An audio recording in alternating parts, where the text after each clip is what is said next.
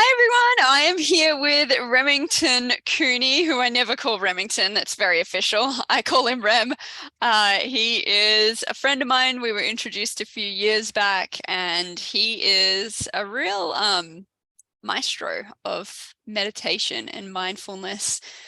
Rem, do you want to tell the people what you do, what you're about, if you want to introduce yourself a little? Okay, thanks, Bianca. Yeah, Remington's full name, but Rem's for short. I am a mindfulness and meditation coach. I'm here based in Bali now, doing some freelance work in mindfulness and meditation. But my previous life saw me as a university lecturer and academic in mindfulness. I designed a program for universities called Mindful Leadership, and have been teaching business students and other academics how to do mindfulness meditation and how to incorporate that into their busy lives and in their business aspiration. That's pretty much, I'd say, the professional side. Yeah. Personally, I don't know. But yeah, based here in Bali for the last 4 years. I've lived around the world in all sorts of different countries. Grew up in Singapore, so I've lived in Southeast Asia for a long time, and so I have, I guess, a natural affinity for travel and exploring cultures and all that comes with that lifestyle, nomadic lifestyle. Yeah, beautiful. And I will preface that Rem is in a cafe at the moment, and we are on Bali internet, so things may get a little glitchy. We will Yeah, see. We've asked the internet if I powers that be to be on our side for this one. So Rem, let's wind it back. How did you get into meditation and mindfulness? Now, I guess for those of you who are tuning in, what are we doing here?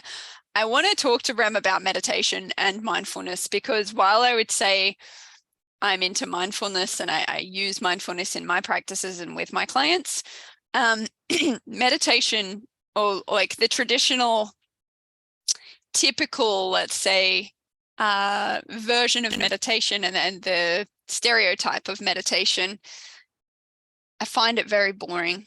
I find it very difficult, and I don't practice it regularly in my life. So I wanted to talk to Rem because, yeah, your perspective on what is mindfulness, what is meditation, is very interesting to me. And I know that when we ran a workshop earlier this year, our clients really appreciated that kind of fresh perspective on it as well. So firstly, let's wind mm, back and see, how did you get to introduced into meditation and mindfulness?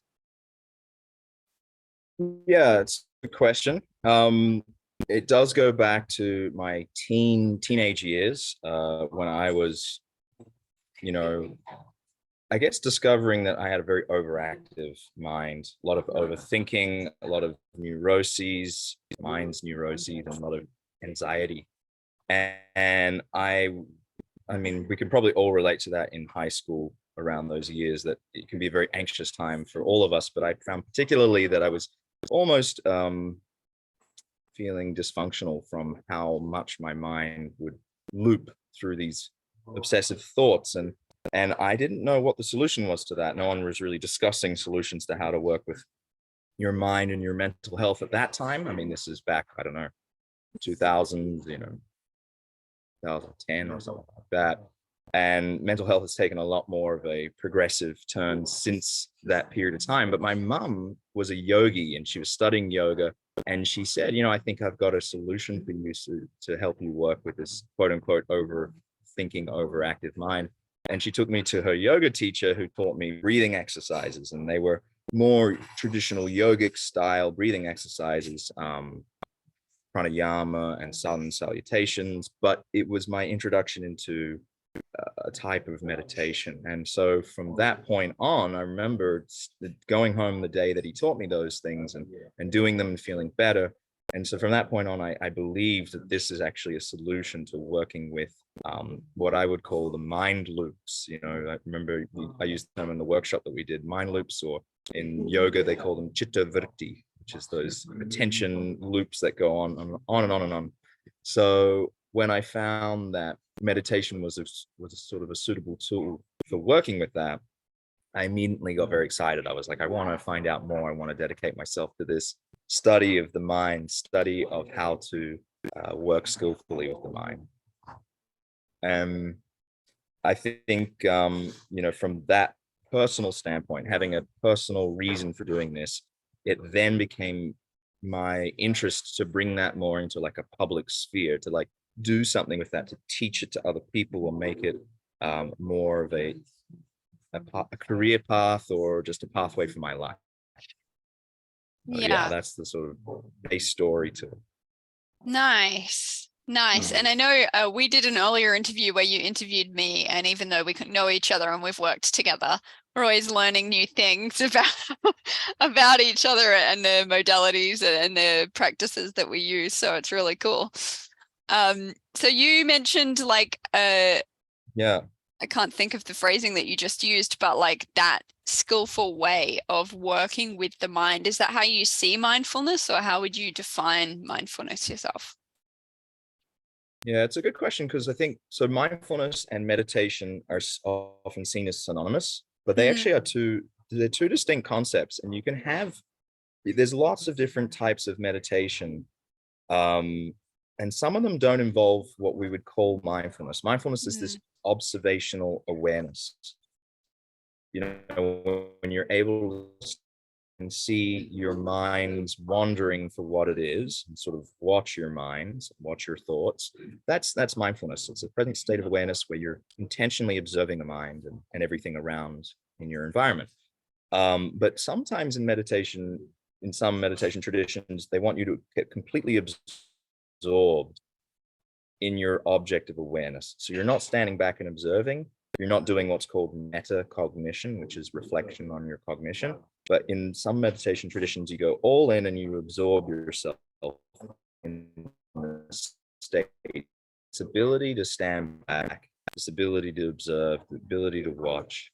And that is that gives us a lot of insight into what's actually going on in our heads, and how to like how there are stories that are constantly playing out in our minds, and a lot of those stories don't serve us.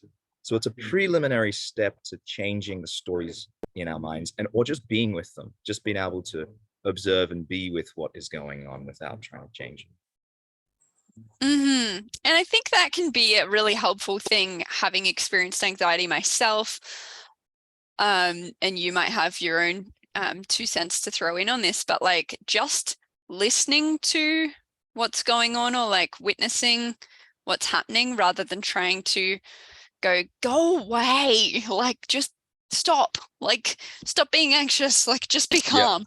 Like that doesn't really Yeah. work for me. I don't know if it works for anybody, but sometimes just I've heard it said that anxiety just wants to be heard and listened to and witnessed, and then it kind of dissolves. It's like a child just being like, just hear me, hear my fears, hear what's worrying me, and the comfort can Yeah. just come from listening to that. Have you found that in your experience? 100%. Yeah, I think you're saying it really, really, really well. There is a neuroscientist named Rick Hanson. I think I might have mentioned him in the last interview we did. So obviously, Yeah. I'm a big fan of Rick Hanson. I like quoting him. But he says, what we resist persists, and I think that's a cliche that a lot of people know in spiritual practice. Is what we resist persists, and anxiety is sort of the resistance of emotions or stress that's arising. So anxiety is that friction energy that when we push away the unpleasantness that we don't want to experience, whether it comes in the form of stress, whether it comes in the form of neurotic thoughts, whether it comes in the thought of doomsday solutions of what and not solutions, but doomsday situations that we don't want to think about. When we say no to that, when we go no, no, no, I don't want that to come in, the anxiety is the friction of, yeah, like you said, something wanting to be heard or something wanting to arise, and us closing the door on it, and that push and pull, it creates that friction in us, which we know as anxiety and panic and etc. So there's something about mindfulness which opens the door to that energy that's arising emotionally, or thought-wise, and says, you're welcome to come in, but I don't have to necessarily be swayed by you or believe you. You're just, as an energy, welcome to pass through. And so you can imagine that all that stressful energy sort of standing back as if it was a river moving in front of you or a stream, and not having to get caught up in it. You just stand back, you watch the stream come and go, and that allows the anxious energy to move whilst you still being an observer, which is again what mindfulness is really setting out to do, is to observe the state of stress rather than be caught up in it, or anxiety in this case. Mm-hmm. And for me, that was a real revelation, because again, the overthinking of my mind gets very involved.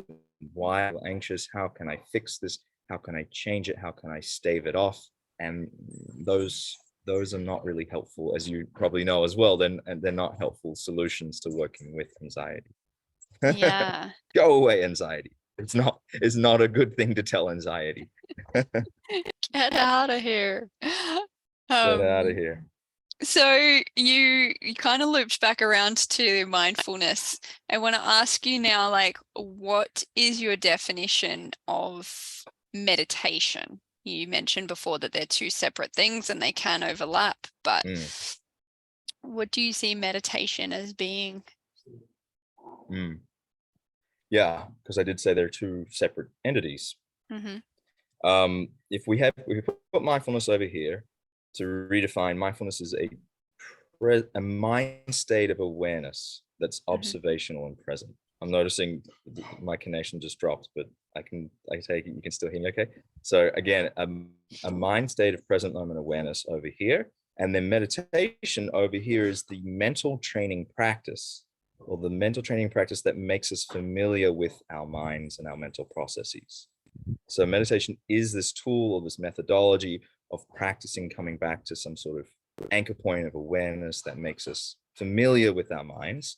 And mindfulness is that present state of awareness, the observational state. When you put those two together, you get mindfulness meditation, and that is using training with this methodology of coming back to something like your breath, sound, body, so that you have this present moment state of awareness arise.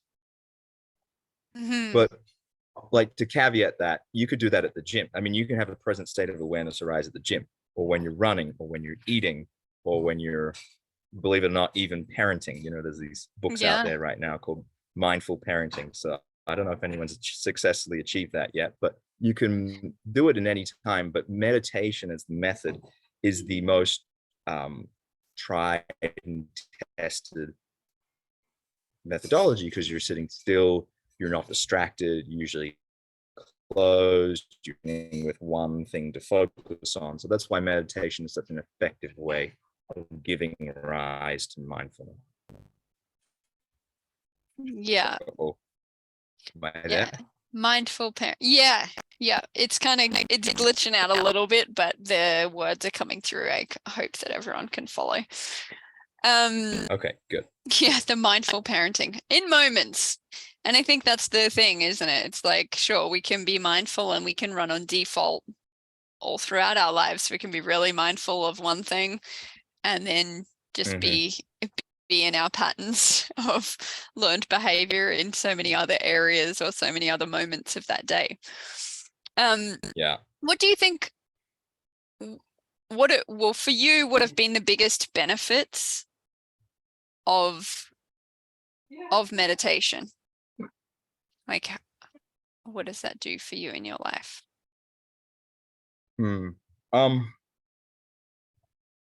Yeah, that's a really good question. I mean, meditation has done two things for me, and it is in alignment with, I've practiced in the Buddhist tradition, in the Zen Buddhist tradition for quite some time. So I'm noticing there's a fly on my screen as I'm outdoors here. Meditation's helped me focus. Oh, a fly. The attention span. Yeah. I've gotten really good at focusing. Oh, look at this.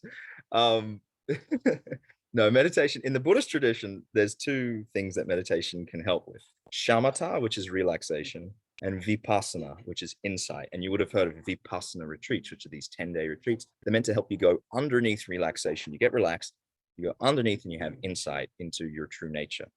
And so in the outset of practicing mindfulness meditation, it's helped me with anxiety because it's a relaxation practice. So what I've gained out of meditation is this ability to connect with my breath and relax my nervous system and move away from the stories of mind.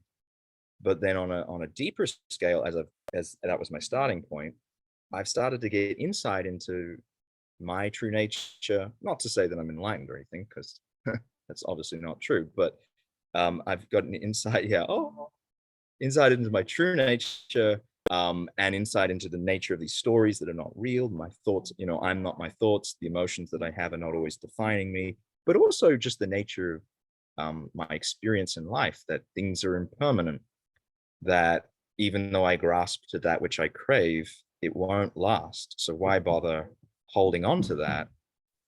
I mean, that's a really confronting teaching for us, for everyone, that I still have to work with. And yet the meditation practice slowly lets me know that it's okay to let go. And that's insight, that's vipassana. Yeah, I feel like that's a big one. I feel like that for some people would be like, oh, but what? Let go? Yeah. But we all cognitively can go, yeah, well, nothing lasts forever. Yeah, interesting. What do you think would happen if more people meditated every single day? What do you Yeah. think that would look like for the world? I think there would be less impulsive reactivity. So that's another thing that meditation I didn't necessarily mention there has helped me with, is to work with reactivity. And reactivity, what I mean by that is this knee-jerk reaction to our emotional impulses, primal impulses, and triggers, the things that trigger us in life. We tend to, as animals and as primal beings, have knee-jerk reactions to triggers, and those knee-jerk reactions can be quite unskillful. And if we had a buffer, meditation provides this buffer to say, okay, this is triggering me. I have some space here to decide how I want to respond. And when that reaction changes into a conscious response, we suddenly have choice. We have choice in how we want to respond to our lives. We don't go down the same rabbit holes each time, whether that be addiction or an impulsive emotional response or just doing the same silly thing over and over again. And if we had access to that, we would be leading different lives. We wouldn't be going down rabbit holes we don't want to go down, whether that even be just with our phones and the way that we're addicted to our media, or the way that we play out the same dramas in our life over and over again. I mean, just imagine if you could have a choice to be liberated from that, and to choose to put your energy into things that you really wanted to put your energy into intentionally. Your life would open in such a way that you wouldn't feel trapped or bound to particular neurotic patterns. And I think that in itself is a very, very exciting prospect and a reason to practice. And I might be saying it in a very, I don't know, complex way, but at the end of the day, it's a very simple practice. Yeah, I think that choice is huge. And I guess where my mind went to was also in our personal relationships, like that reactivity with people we know. It can be like they do one thing or they say one word, and it's like instantly we're like angry, or we're resentful, or we're annoyed, we're frustrated. And it's just so subconsciously just triggered without our choice, without our awareness a lot of the time, until we're like, hold on a second, what's going on here? But we're already into that rabbit hole that you talked about.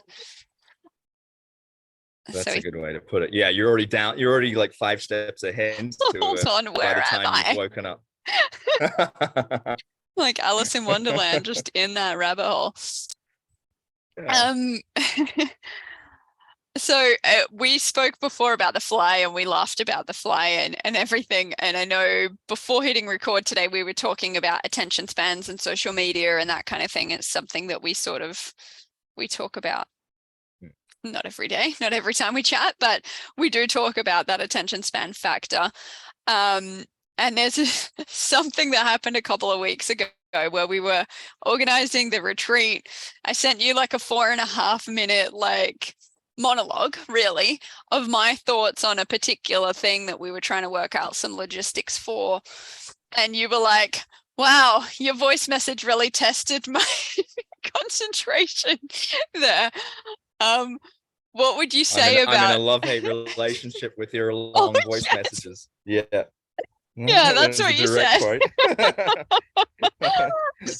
quote. um do you want to speak to any or all of that about attention spans and where things are going, and where you see meditation and or Yeah. mindfulness coming in with that? Yeah, there's so much to say about it, right?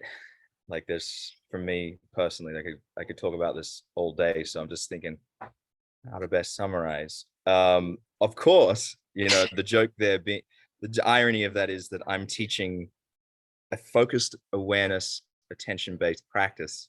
And yet over the years, in particular in the last 5 years, I'd say, I've noticed how my attention span myself has been waning, mostly to do with interruption technology. I've succumbed, as someone who now uses Instagram to promote their business, as someone who uses Facebook, as someone who uses technology and is engaged in the world, I've succumbed to the various interruption advertising and disruption technologies that are out there. And I've noticed the impact on my attention span, that when I see a 4-minute message, I'm like, probably like many other people, like, oh, here we go. For this 4 minutes, how can I pay attention? And I'm 2 minutes in, and so, yeah, and I'm 2 minutes in, and suddenly I'm like, oh, what else am I doing? It's like 2 minutes, and that is kind of something we're laughing about, but it worries me because I am spending every day practicing awareness-based practices that help me build attention, and yet the forces that be are stronger than my own individual training, and not everyone is sitting there practicing attention-based practices like meditation. Yeah. Some people, and I'm thinking about young kids here who get devices handed to them from an early age. They won't have a chance to build those neural pathways of concentration. ADHD will be on their doorstep before they've really had a say in it. We're already kind of in an ADHD, ADD zeitgeist or culture, just by the nature of how we interact with our devices. So the summary to this is attention is one of the greatest resources that we have these days. Companies that give us free access to media are using attention as kind of the resource which they profit off. And if we're reactive in the way that I was describing reaction earlier, if our attention is reactive to what our media and maybe it's AI next or whatever wants to get our attention, if we don't have a say in that power that be owns us. So by building our attention and our concentration, we're empowering ourselves to be autonomous in the way we conduct our lives. And we have a choice to where it's perfectly fine to put your attention on Instagram. It's just, do you have a choice in when you want to take that attention away and put it somewhere else? And so not only is the training of mindfulness meditation important for peace and insight, it's really, really important to gain empowerment over this really precious resource of attention and where we want to put it. Mic drop, end interview. That's yeah, I think that just kind of sums everything up, and that choice is really massive. I mean, you know me, and from our last interview, like choice is the big thing here. And I think that that's where the mindfulness really comes in. And even the way you were explaining it, like I've succumbed to, distraction technology. It's like you're very mindful of what's going on. Like, oh, at the end of the day, where's my time gone? I don't really know what's happened. It's like just having that awareness of where your thoughts and where your focus have been. that can be as simple as it is. And that in itself is just so empowering and freeing, because you have that choice back once you recognize those things. Yeah. Exactly. Beautiful. Yeah. Well, yeah, I feel like that's just tied a little bow on everything we've been talking about. If you're watching this from my audience, please feel free to find Rem's details below and give him a little follow on Instagram or wherever you're choosing consciously to spend your focus and awareness. And if you're watching from Rem's audience, of course, you're welcome over on my channels as well. We are running a retreat in June together. I'm very excited for it. We're running it on an island. We're in amongst nature. It's going to be including, of course, meditation and mindfulness. Big focus on just de-stressing and unwinding, because in the busy lives that we lead, we need time. We need more space in our days, in our weeks, in our months, in our lives. So we're creating that space not only to unwind, to de-stress, but really to reconnect to who you really are, reconnect to nature, reconnect to the simple joys and beauties in life, and then to express from your true and authentic self. So if that sounds juicy or even just a little bit interesting to you, feel free to find the details at the end of this video or somewhere around it. That's it from us today. We'll see you again soon. Thank you, Bianca. Thanks, Rem.